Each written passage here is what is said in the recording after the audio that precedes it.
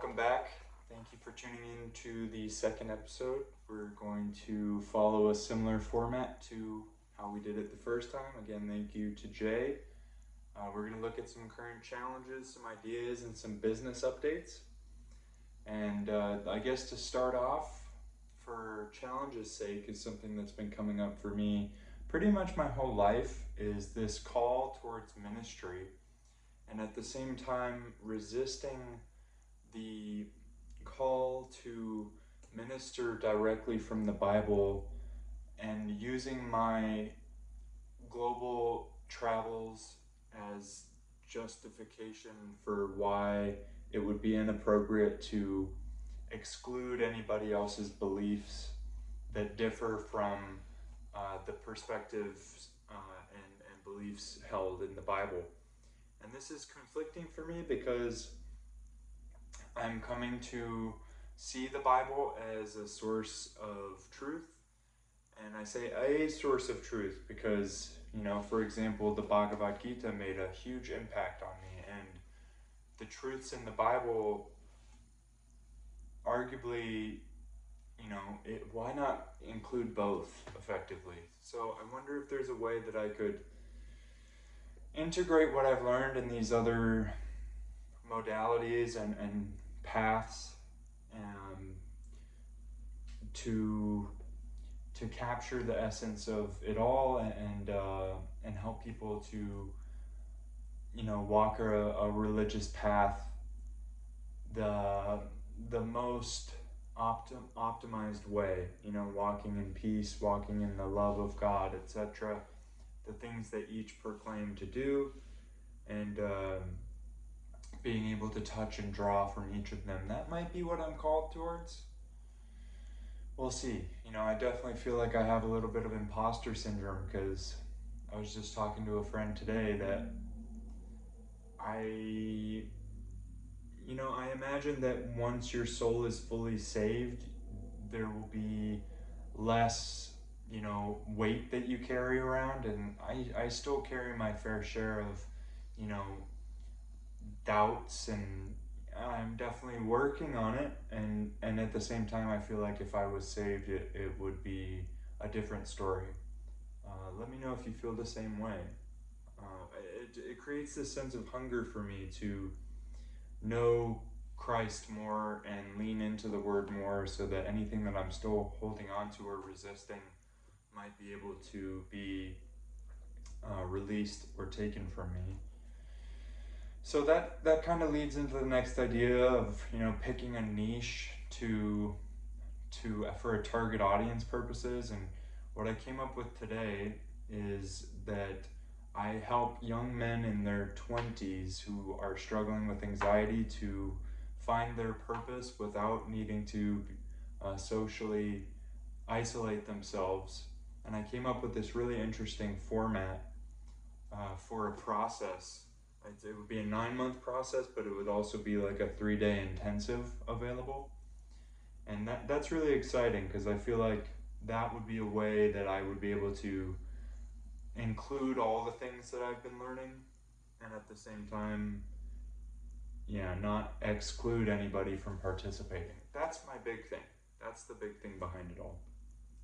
On other news, ideas that have been coming up in my life is that I got invited to interview for the show Let's Make a Deal with Wayne Brady. And this is really exciting because I grew up watching Wayne Brady on the show Whose Line Is It Anyway? And I embodied a lot of the characters on Whose Line throughout my life, and my wit and humor and situational awareness. And stepping into acting or stand-up comedy or improv is something that's also always been super attractive to me. Before I found this job in sales, I was trying to go for it as an actor. I was in a commercial, but when I say that, compared to the dedication that some people have and pulling it off, like, I didn't have a goal, I didn't have a vision. Fortunately, And at the same time, like, wouldn't it be amazing if that's how it ended up happening? And, what if this let's make a deal as like a gateway to meet some people or at least win some cash prizes that I'd be able to invest into, a project? I think that'd be really exciting. God works in very mysterious ways.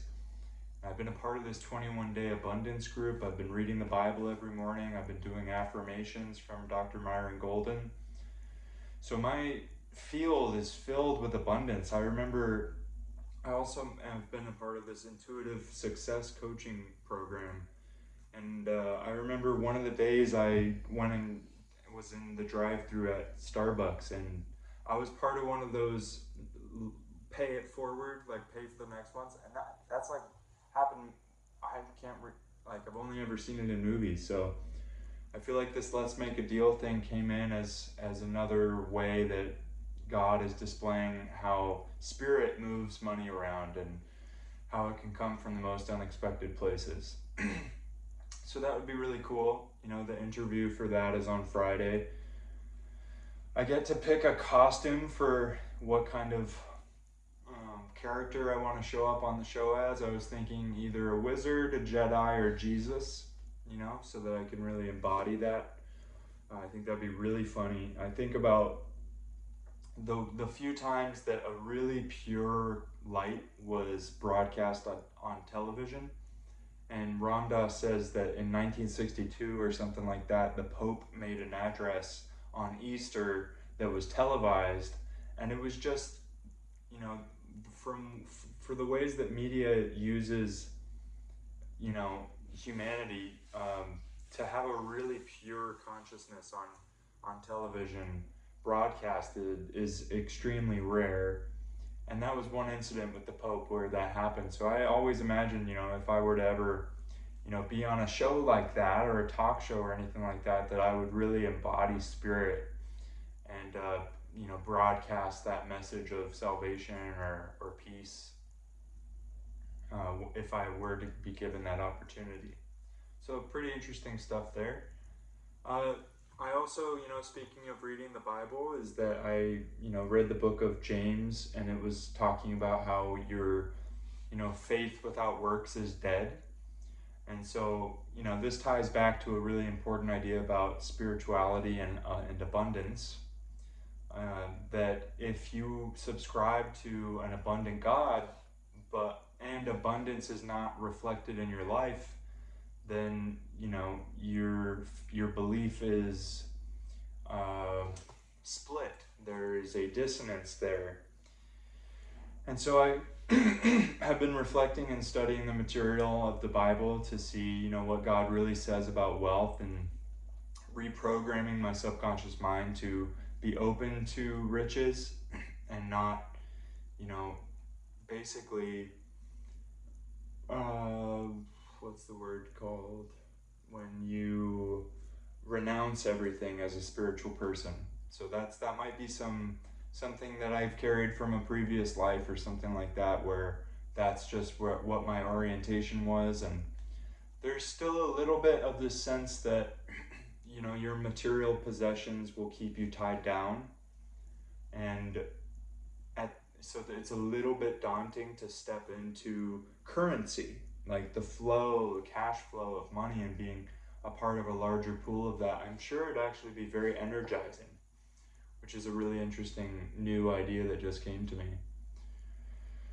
So rather than looking at it from a possession point of view, instead seeing it from a movement of energy, and the more energy your nervous system can handle. I've heard that before too, that the money being an energy, if your nervous system can't handle it, it can't come to you.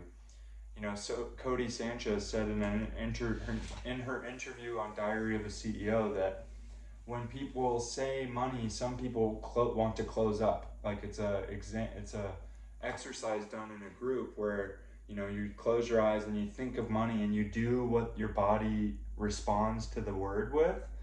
And if it makes you feel closed off, then you're not going to welcome it into your life. So when you think of the idea of money, see if you can get really big, expand your physiology so that your nervous system becomes acquainted with money being in your life and the energy and idea of money being something that you invite.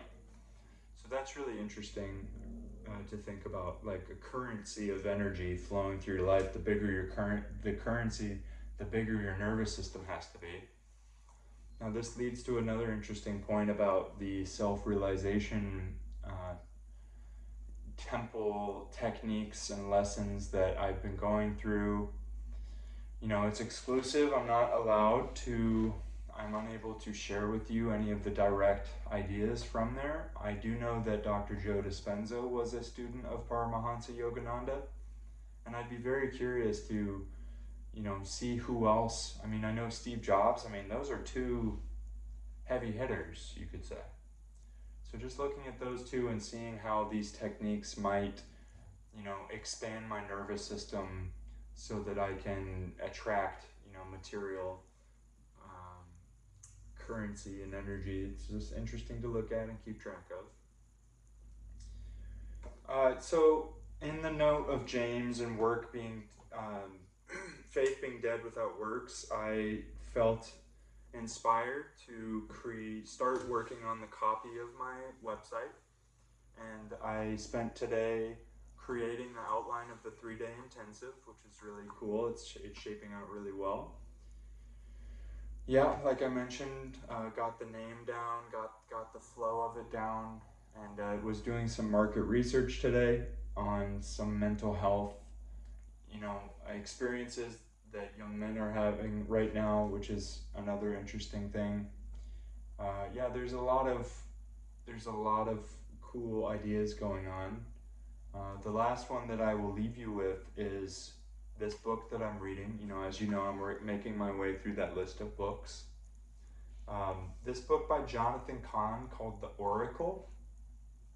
This is a really interesting one because it lines up historical events starting in the 1867 with biblical prophecy from 2,000 years ago.